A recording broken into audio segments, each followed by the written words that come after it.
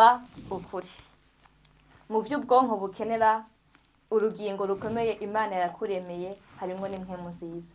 Daniyeli igice ca mbere umurongo w'8 baratubwira inkuru za Daniyeli ubwo yatwawe ari inyagano i Babuloni, ariko ubwiwe kuko yari afise ubwonko buzima buzi kwiyumvira no gufata ingingo, hari inama yigiriye ngo rimwe umurongo w'8 Daniyeli haravuga ngo maze Daniyeli agira imigabo mutima kutazokwihomanisha ibyo kurya vy'umwami canke igiturira yuhira. Imana idufashe cane. Daniyeli yifatiye ingingo kuko yari afise ubwonko bukomeye kandi buzima kandi bubuze gufata ingingo. Nawe yarinze kugisha inama mu guhagarara Imana yiwe. Ivyo vyatumye abandi barya vyinshi, abandi kandi barya bibi, ariko we ubwiwe n'abasore batatu barya ibizima. Nyuma y'imyaka 2 bashobora guhagarara Imana, umwami arabashima abagira umukuru. Nta handi vyavuye, aho vyavuye nuko bashoboye kurya ibitandukanye n'abandi, imico yabo ibitandukanye n'abandi bose.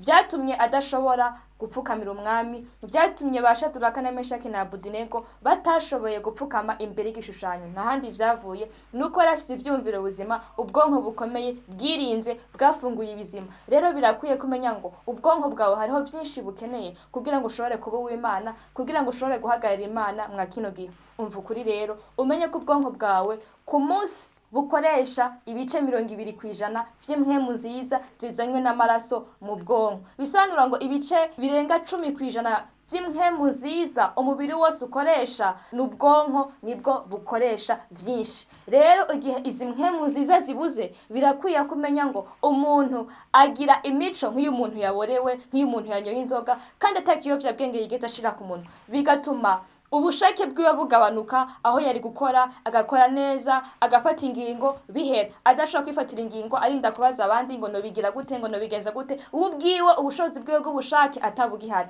Ikindi kiba nuko iyo umuntu afise izi mpwemu zike aba umunebwe, ntashoboye gukora, akumva umengo ashaka kwiryamira, akumva umengo ntaco yohereza amaboko, akumva umengo nta nama yogira abandi, kuko izi mpwemu zabaye nke mu bwonko, kuko ubwonko ari bwo bufata ingingo. Ikindi naco kiba igihe ubu bwonko butaronse impwemu nziza, ikintu kiba gikomeye nuko umuntu agira ivyumviro biteba kuza. Ukabaza ati none ejo tuzokora iki, ngo nzoguhingisha nyuma y'indwi 2, none dusenge gute, ngo burya ngo nasanze ngo n'abasukuru ariko basenga ngo je nzobigenza uko. Ubwonko bwe ntibushobora gufata ingingo, burateba mu ngingo, burateba mu bintu. Ni wa munyeshure adashobora gufata ku mutwe, nta handi biva nuko ubwonko bwawe bugwaye kandi bwabuze impwemu nziza. Rero izi mpwemu umuntu ashobora kuzikurahe. Uno musi birakwiye kumenya ko ushobora kuronka impwemu nziza.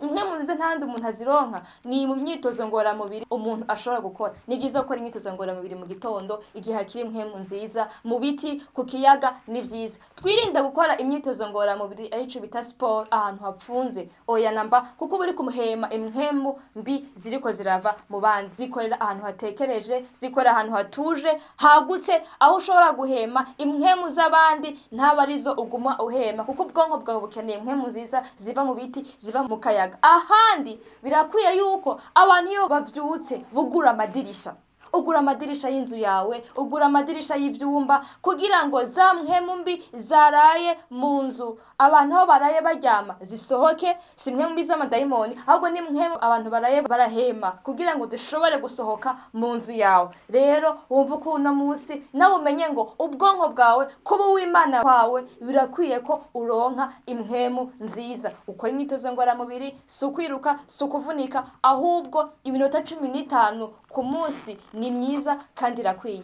Umva kuri uno musi nawe umenya ngo kuba uw'Imana birakwiye ko ugira impwemu nziza, kugira ngo ntugire imico nk'iy'abantu banyoye inzoga kandi atazo wanyoye. Umva ukuri.